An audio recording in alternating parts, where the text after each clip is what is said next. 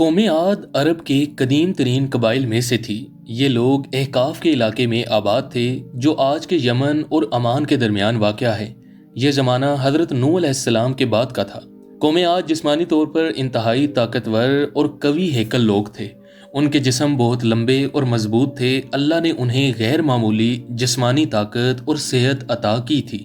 اللہ تعالیٰ نے قوم عاد کو بے شمار نعمتیں دی تھی۔ سرسبز باغات، چشمے، زرخیز زمین اور مویشی، سب کچھ فراوان تھا۔ وہ ہر طرح کی خوشحالی میں ڈوبے ہوئے تھے۔ قوم عاد نے اپنی طاقت اور دولت کے نشے میں اللہ کو بھلا دیا۔ انہوں نے بتوں اور پتھروں کی پوجا شروع کر دی۔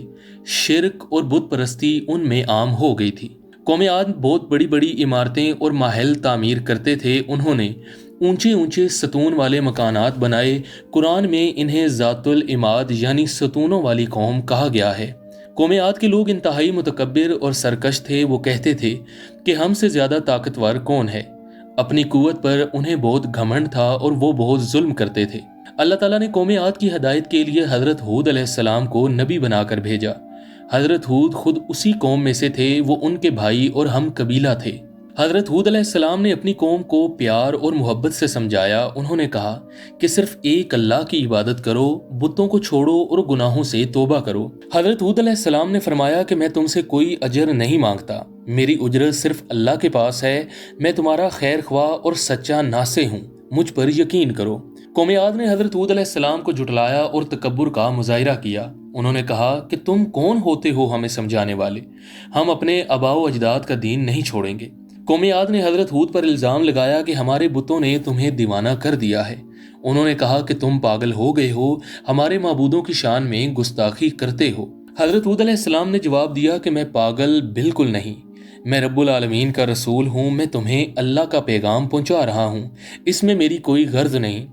قوم عاد نے حضرت ہود علیہ السلام سے کہا کہ اگر سچے ہو تو کوئی عذاب لے کر آؤ۔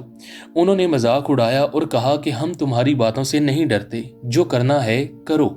حضرت ہود نے کہا کہ علم اور فیصلہ صرف اللہ کے پاس ہے، میں تو صرف اللہ کا پیغام پہنچانے والا ہوں۔ عذاب آنا یا نہ آنا اللہ کی مرضی پر ہے، میرے ہاتھ میں نہیں۔ قوم عاد کی سرکشی اور تکبر بڑھتا گیا۔ وہ ظلم و ستم میں اضافہ کرتے رہے۔ غریبوں اور کمزوروں پر زیادتی ان کا معمول بن گیا تھا اور توبہ کا کوئی ارادہ نہ تھا۔ اللہ تعالیٰ نے قوم عاد پر پہلے قحط سالی بھیجی۔ کئی سال تک بارش نہ ہوئی، باغات سوکھنے لگے اور کھیتی تباہ ہو گئی۔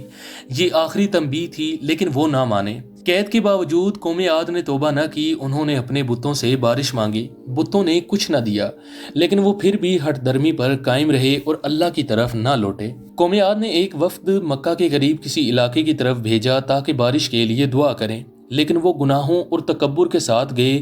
دل میں اخلاص و توبہ کا شائبہ تک نہ تھا۔ اللہ نے آسمان پر بادل جمع کیے۔ قوم عاد نے خوش ہو کر کہا یہ بادل بارش لائے گا، لیکن حضرت ہود نے فرمایا یہ بادل نہیں بلکہ اللہ کا عذاب ہے جو تمہاری طرف آ رہا ہے۔ اللہ تعالیٰ نے قوم عاد پر ایک زبردست اور تباہ کن آندھی بھیجی۔ قرآن میں اسے ری سرسر آتیہ کہا گیا ہے۔ یہ آندھی انتہائی سرد، تیز اور ہلاکت خیز تھی۔ یہ آندھی مسلسل 7 رات اور 8 دن تک چلتی رہی۔ قرآن کریم میں سورہ الحاقہ میں اس کا واضح ذکر ہے۔ اتنے عرصے تک آندھی کا یہ طوفان بلا رکے جاری رہا۔ آندھی اتنی طاقتور تھی کہ قوم عاد کے لوگ ہوا میں اٹھ کر پھینکے جاتے تھے۔ ان کے مضبوط اور طاقتور جسم جڑی سڑی کھجور کی طرح زمین پر گر کر تباہ ہو جاتے تھے۔ قوم عاد کے تمام بڑے بڑے محل اور عمارتیں ریت میں دفن ہو گئیں۔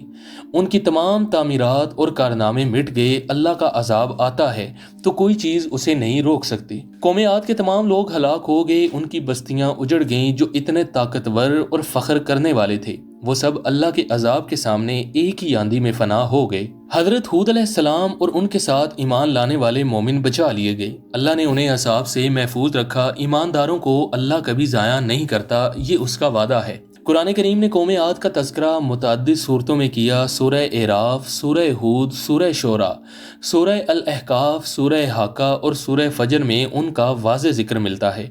اللہ تعالیٰ نے فرمایا کہ قوم عاد نے اپنے رب کی آیات کا انکار کیا۔ انہوں نے رسولوں کی نافرمانی کی اور ہر سرکش دشمن کی پیروی کی، اس لیے لعنت ان کے پیچھے لگ گئی۔ قوم عاد کی تباہی میں سب سے بڑا سبق یہ ہے کہ طاقت اور دولت اللہ کی آزمائش ہوتی ہے۔ جب انسان نعمتوں پر اللہ کا شکر ادا نہ کرے تو وہ نعمتیں عذاب بن جاتی ہیں۔ قوم عاد کی کہانی بتاتی ہے کہ تکبر انسان کی سب سے بڑی برائی ہے۔ انہوں نے اپنی طاقت پر گھمنڈ کیا اور اللہ کو بھول گئے۔ تکبر نے انہیں ہلاکت کے راستے پر ڈال دیا۔ قوم عاد نے اپنے نبی کی بات نہ مانی کیونکہ وہ اپنے آباء و اجداد کے طریقے چھوڑنا نہیں چاہتے تھے۔ روایات اور رسوم کی اندھی پیروی انہیں ہدایت سے دور لے گئی اور ہلاک کر دیا۔